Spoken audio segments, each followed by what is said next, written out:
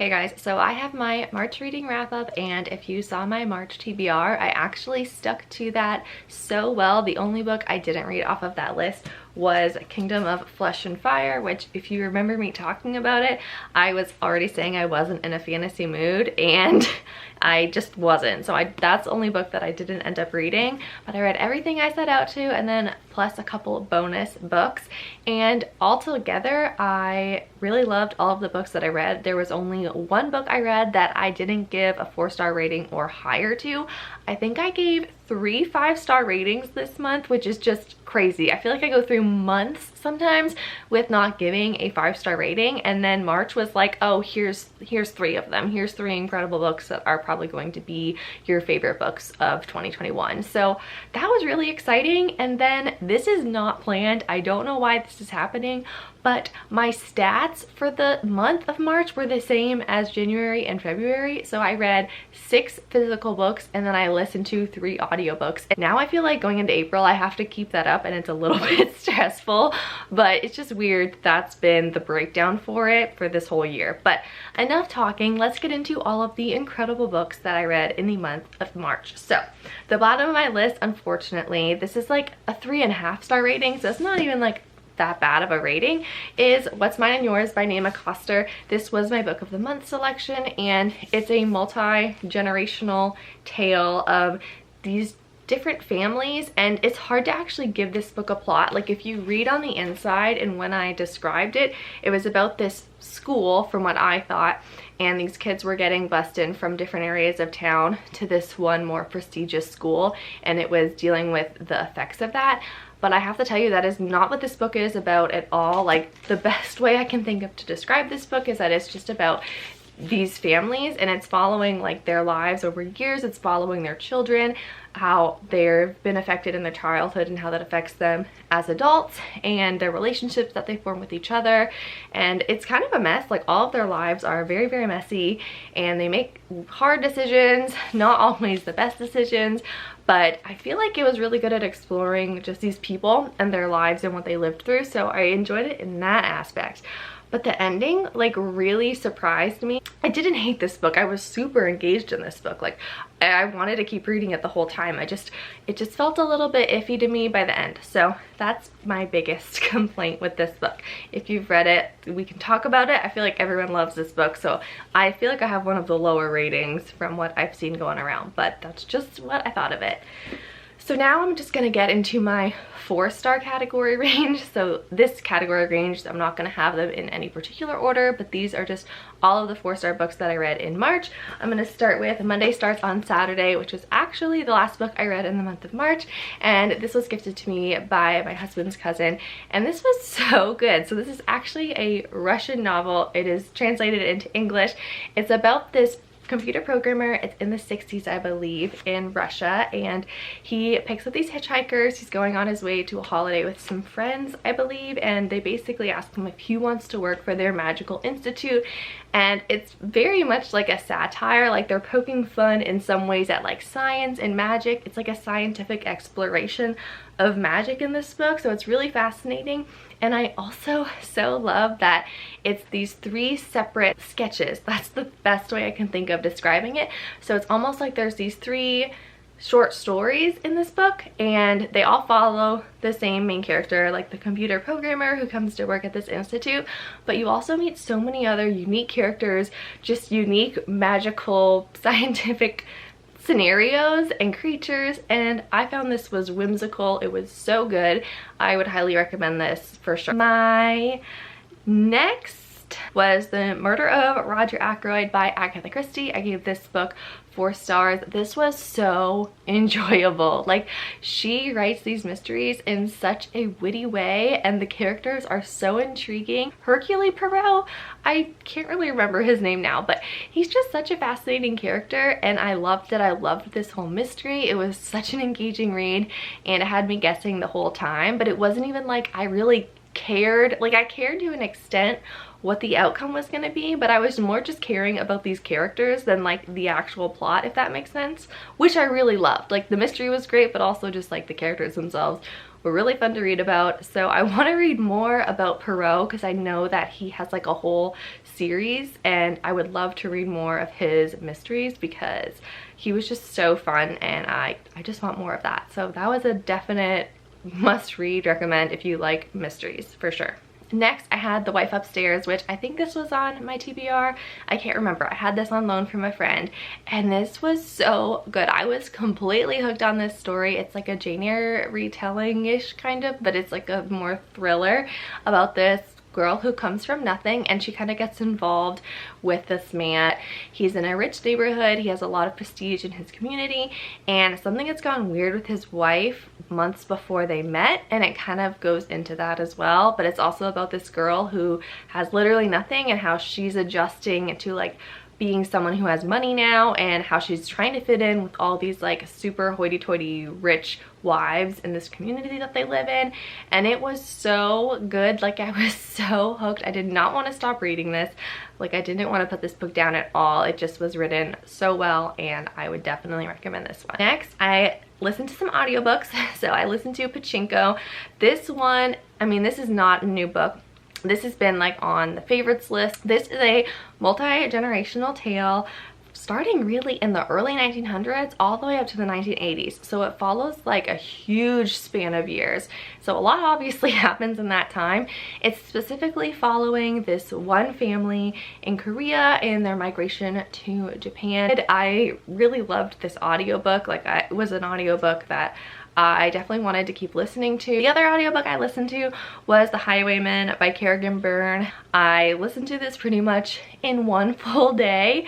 I think I had just a tiny little bit left over because I had to do a long car ride that day, and so I got this audiobook, and it was the perfect audiobook to listen to for a car ride. Like, I think just in general, something like a romance or contemporary or something that's kind of fast, shorter in terms of hours, it just keeps your attention the whole time. And it was highly entertaining. Like, it made the car ride so much better knowing that I actually had this book to listen to. So this is a book about a woman. She had like a thing with this boy when she was a younger girl, and he ended up in prison and he died, and it's years later and she's grown up. She married this boy when she was young, although they weren't actually really married, but she calls herself a widow, and like no one really asks questions past that.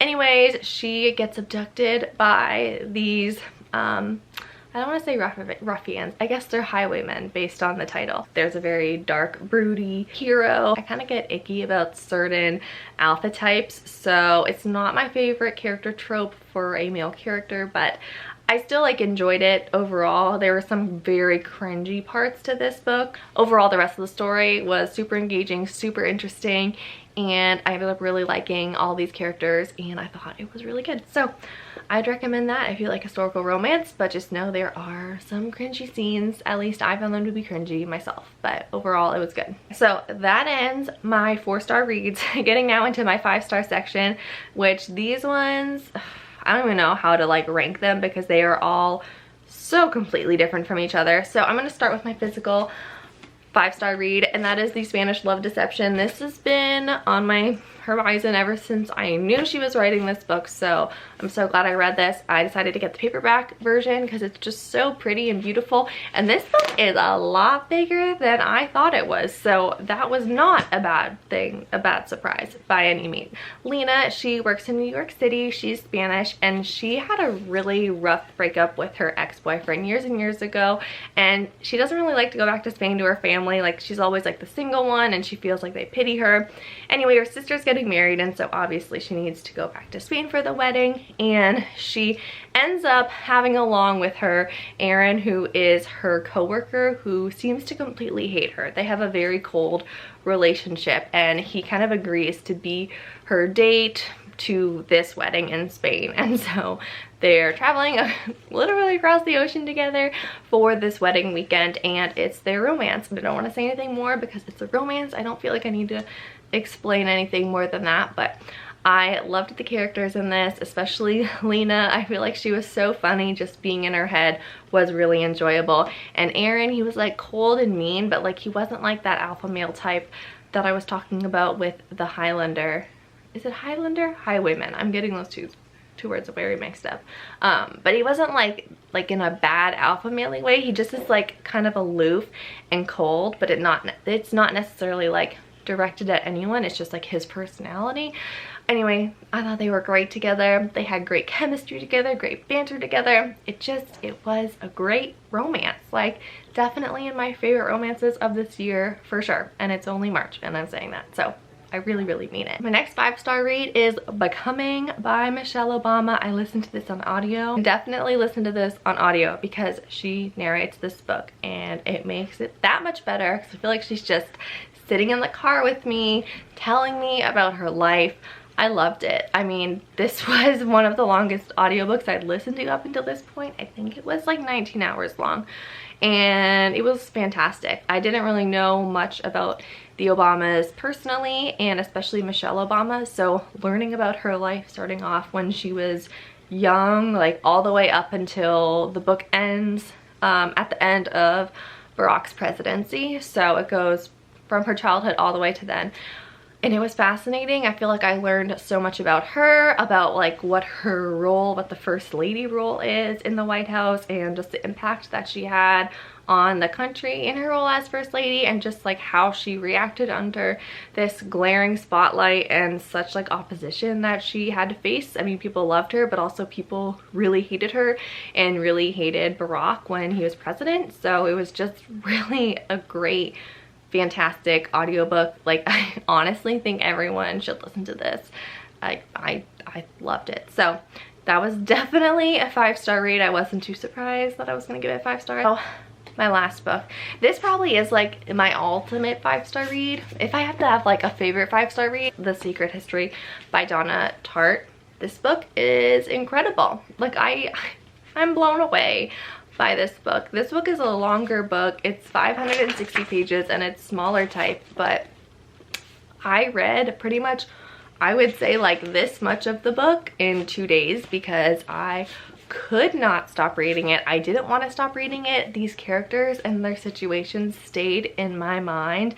Like, I felt like I was living alongside them. This felt so real and like it was so gritty too. So this is about these kids at this kind of elitist school, and specifically this small fraction of the students who are under the tutelage of a professor who they don't take any other classes really on the campus except for this one professor's class. Like, it's a very like elite thing. So in the prologue, like in the first pages, you know that these two kids do something to their friend that lives to haunt them, and oh my goodness, like, I have to say it's not a surprise what happens because you literally know in the prologue like what they're gonna do, but it starts off like from the beginning. So you're following these friends, what led to this happening, like the fallout during, after. This was just so incredible. The way that she wrote these characters, they were just so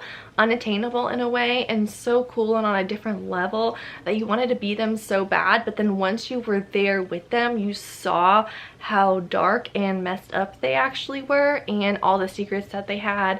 And like watching these characters just completely fall apart as human beings and how they each fell apart in different ways based on their personalities and their background was just, it was so well done. Like, I understand the hype now about The Secret History because I thought this book was just incredible. Like, it wasn't like a big plot, but it's just the crumbling of these characters was just, and like the evil that enters their lives and how the evil just like propels more evil to follow is just, oh, this was crazy good. Like, it was so dark. So those are all of the books I read in the month of March. Let me know if you've read these, of course, because I'd love to chat more about them. But thank you so much for watching and happy reading.